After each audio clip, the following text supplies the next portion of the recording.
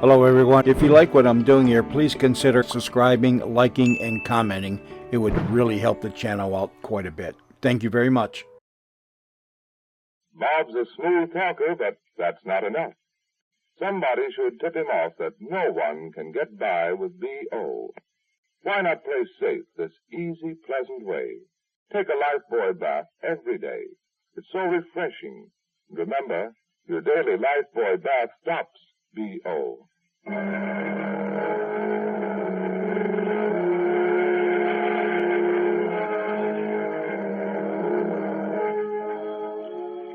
It's story time, ladies, and here's Aunt Jenny to tell you another of her real-life stories brought to you by Spry. As I said, brought to you by Spry, the pure, creamier, all-vegetable shortening. Oh, all right, I'll answer it. I just made that last sentence in time. Why, it's Fred Cooper. Hello, Fred. Why didn't you walk right in? I'm carrying such a load that I couldn't manage the door. Oh, well, land's sakes, Fred. Sit down a spell and rest yourself. That's just what I'm aiming to do. Thanks, Jenny. I'll give you a piece of this apple crumb pie that I baked this morning. Well, I won't refuse, because I figure you owe it to me. What's the matter, Fred? Well, just look at this mail sack. Here, heft it, will you? I guess most every woman in these United States must be writing to let you know how much she likes your cookbook, Jenny, and those frosting tints. Oh, cheer up, Fred. There's only one more day for the offer. Now, that's right, ladies. Tomorrow is the last day that we're making this big double-barreled offer. A copy of Aunt Jenny's own 52-page cookbook, cram-jammed with the most tempting, easy-to-make recipes you ever tasted in your life. For all occasions. Everyday economy dishes, company dishes, why, everything you want. Yeah, that's only half the offer, ladies. There's a set of 6 different colored frosting tints comes with it. Rose, blue, green, yellow, red, and orange. Say, you know, my wife Anna made a birthday cake yesterday for the little fellow who lives next door to us. Huh? And she put white frosting on it. And then wrote, Happy Birthday in pink on the top. Oh, fine. And you know, folks, you can use these tints for candies, too, and jellied salads. So hurry, ladies, and send for those 2 gift offers today. Now, just send in 1 Spry disc from the top of any can of Spry, plus 10 cents in coin, to Aunt Jenny, Box 19, New York City. And did you get that? It's 1 Spry disc and 10 cents to Aunt Jenny, Box 19, New York City. But do it today, ladies, or you may forget, and then it'll be too late. And now, Aunt Jenny, how about that story? Ready right away, Danny. Now, you remember, folks, how I told you about Molly Allen, who loved Bill Crawford, and how Bill went on an experimental flight to South America and never returned? Parts of his plane were picked up at sea, but he wasn't ever found. Now, during the course of a whole year, there was no news. And meantime, Chris Johnson, who'd always loved Molly, finally persuaded her to accept him. He knew she didn't love him, but he hoped that she would sometime. Well, about 3 months after they'd been married, Dr. Tim rang the doorbell and... Dr. Tim, glad you dropped in to see us. Well, I had to see how the bride and groom were getting along. Here, Tim, this chair's more comfortable. Thanks, Molly. You know, thought I might be able to scare up a game of chess with you people if you're not doing anything. Oh, gosh, then that'd be fine, but... Well, as a matter of fact, I've been trying to get Molly to go out tonight. It's been weeks since she's been anywhere, and tonight we thought of... Oh, well, in that case, I'd bite my lip, I'd bow gracefully, and make my exit. Some other night. Oh, no, why don't you come along with us? Dr. Tim, don't give up. You and Chris will be able to play chess. Here, I'll set the chessmen out for you. But Molly... Chris, I don't feel at all like going out. Oh, Molly, I don't want to spoil Chris's party. I wouldn't have gone even if you hadn't come. Don't you feel well, Molly? As well as I ever do. Molly, what you need is a change of... Don't try to be a doctor, Tim. You and Chris just play chess, and if you don't mind, I'll go upstairs. They're all set out for you now. But look, Molly, if you feel tired, why don't you lie down here on the Davenport, and then later Tim and I'll make some coffee. No, Chris, I'd rather go upstairs.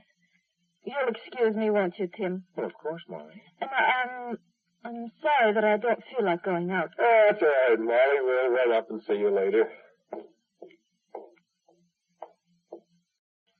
Well, Tim, that's the way it's been for months. Not much fun for either of you, is it? Oh, I don't mind about myself. But you're worried about Molly. Mm-hmm. Tim, the marriage just hasn't worked out. We've both tried, but... No, it's no dice.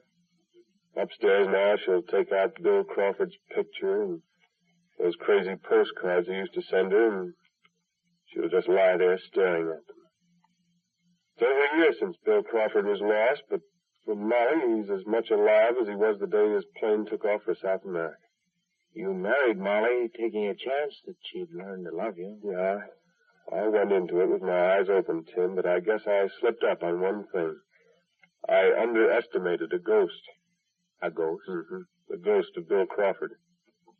He's been with us right along. It was there the day we married, there on the honeymoon, there when we came back here and took this house. We've never really been married, not from the start.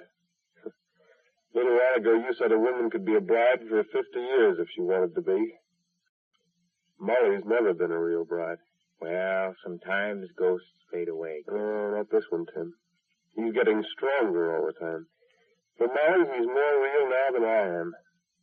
She's trying to hide it because she doesn't want to hurt me. But she's slipping back, Tim, back to the way she was just after the crash, and I can't do anything but watch and pray for a miracle. Chris, the other day you said you had an offer from a bank in South America to go into their legal department. Was it a good offer? The kind of a break that comes once in a lifetime. Have you done anything about it yet? Well, I didn't want to tell Molly till I was sure the offer was definite. Well, I'm not sure my advice has worked out so far, but you want another piece of it? What, Tim? If they do offer you this job, and it's as good as you say, take it and clear out of here as fast as you can. Well, I mean to, but I'm not sure how Molly will take it. Well, that's just why you have to take this South American offer, to get Molly out of here. A new country, a new start. Ghosts can travel, but they're like ball clubs. Not so good away from their home parks. I'd say take this job, Chris, and maybe you'll have a child later on. It's a little thing, Tim. But Molly has never even called me darling. That's not a little thing, Chris. Let's get the chess game started, huh, Tim? Okay. I'll take the black. It's my move then, huh? Yes, Chris, it's your move. And for your sake and Molly's, make it a big one.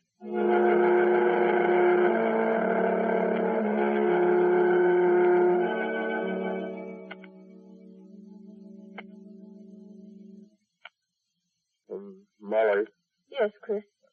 Last week, I think it was the day before Dr. Tim was over here playing chess. I had a job offered to me in the legal department of a bank. More money and it's a wide-open future. Oh, I'm glad for you. You've worked so hard. You deserve something like this. When does the job start? Well, as soon as we get there. Get there. It's not here in town? No, it's in South America, Molly. South America? It's the branch of a New York banking house. You see, this country's doing more trading with South America all the time. South America? Why, that would mean leaving everything. The clients you've built with Dr. Tim, all your friends. Dr. Tim said I'd be crazy if I didn't take it, Molly. It means the difference between just getting along all my life and really being a success. Chris, if it's as good a chance as that, you ought to go. But I can't go with you. Molly, I couldn't go without you. You know that. Chris, I don't want to leave this town. Ever. But why not? You haven't been happy here. There's a part of me here. And I'd feel as if I were deserting if I went away from it.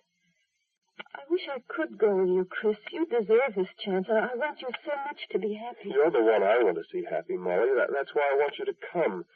I wish you could leave this haunted town tomorrow, but if you can't... Why did you say that, Chris? This haunted town. Well, let's not fool ourselves, Molly. This town is haunted for you, and you know it. That's why you want to stay. Chris, I can tell you this from the bottom of my heart. For your sake, because you've been so kind and so decent, I wish it weren't haunted for me. But it is. And I guess that's all there is to it. I'm your wife, and I'll always be as long as you want me. But I can't help how I feel. Molly, let's forget about this now. I'll turn the job down. No, don't do Well, that. I'll just put it on the shelf and forget about it. If they want to get someone else, they can. Other chances come along, and meanwhile, you and I can try to do better right where we are. Chris, you've tried for months to get me to take a weekend up in the mountains.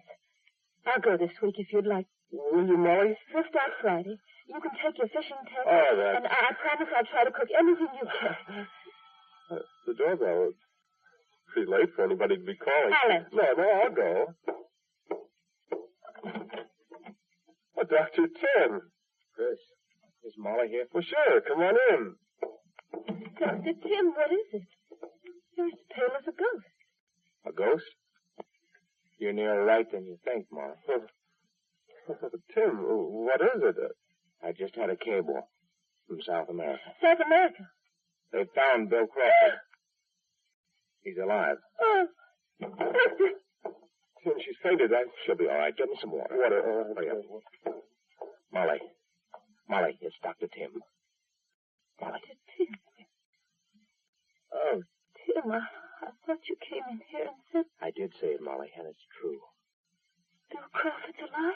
From what I can make out, he's still in pretty bad shape, but he's alive, Molly, and they've started him on the ship back for New York. Tim, this is what I've always believed. Tim, water. She'll be all right now. It was a shock of the news. Tim, it's wonderful if it's true. Bill's really alive. He's alive, Chris, and coming back. The fisherman who picked him up didn't have a radio or any contact with Will outside, and Bill's skull must have been fractured when the plane hit. That's why we didn't hear. Oh, Tim. They took him back to their village, probably thinking he was a sailor. And with the injury, Bill was half out of his head for nearly a year, not able to tell them anything. But he is alive, Tim. Yes. Alive, Molly. Molly, what's the matter? Molly, what is it? I just remembered. Bill and I were to have been married when he came back. But now... You're married to Chris.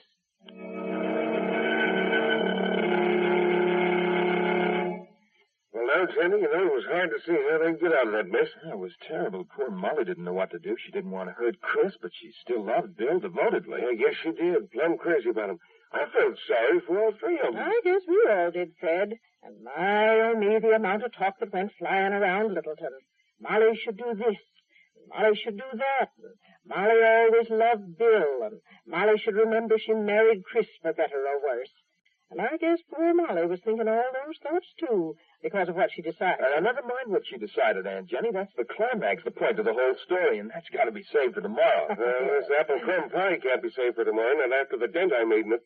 Danny here was only a split second behind me when it come to taking another piece. Well, it's a grand pie, Aunt Jenny. I don't believe I ever tasted one just like it before. Well, me either. You know, I thought I knowed most every kind of apple pie there is, but this one's new to me. It's a humdinger. Say, what's that good tasting stuff on top of it, Jenny? Oh, listen, Fred. It's a one-crust pie, ladies, with a brown sugar and nut topping. And a lot of you will find the receipt in a new spry ad that's going to be in your papers either tomorrow night or tonight. Well, I'm going to tell my wife to be looking for that. You know, I'm mighty fond of things made with apples, and the new crop's coming in right now. Yes, it sure is. And I guess your folks are real fond of apples, too, ladies. So I just want to tell you that in this cookbook of mine that we're suggesting you send for, you'll find all kinds of good apple receipts. Yes, there are 2-crust pies and 1-crust pies and deep dish pies and apple fritters and baked apple dumpling and Dutch apple cake, just to mention a few. Mm-hmm. And ladies, when you serve a tender, flaky apple pie, you want to get the full, fine flavor of your apple filling, don't you? Now, you don't want to be conscious with every bite you take that your crust's a little off flavor. Then make purer crust with Spry. No off flavors in tender, flaky Spry crust. And the reason for that, folks, is because Spry stays fresh longer. That's one of the 3 extra advantages it brings you. Spry creams so easily, too. And that makes quick, easy work of cake mixing. And Spry is purer, and that means no unpleasant acrid odor when you fry. Now, remember, Spry's the only shortening that brings you all 3 of these advantages. So, isn't it very much to your advantage to get Spry? There's only one answer they can make to that, Dan. Yes, and they're making that answer, Fred. Millions of women have changed to Spry, and thousands more are doing so every day. So join the parade. Get Spry from your grocer this afternoon and send it once for the cookbook and frosting tints. Because remember, tomorrow is the very last time this offer will be made. So better sit down and send for yours right now. You know, for your convenience, your grocer has a special order blank. Ask him for it. But most important of all, remember it takes just 1 Spry disc and 10 cents in coin to get a big 52-page cookbook and a set of 6 different colored frosting tints. And be sure to get the address right. It's Aunt Jenny, Box 19, New York City. And ladies, don't you forget to hear how this story of Bill and Molly and Chris turned out. It seemed like an unsolvable tangle at the time. Wouldn't you say so? Molly kept saying over and over and over, How can I hurt Chris after he's been so good, so understanding? And yet I love Bill more than life itself. you see, no matter what happened, someone was bound to be hurt. What did they finally do? You'll find out tomorrow.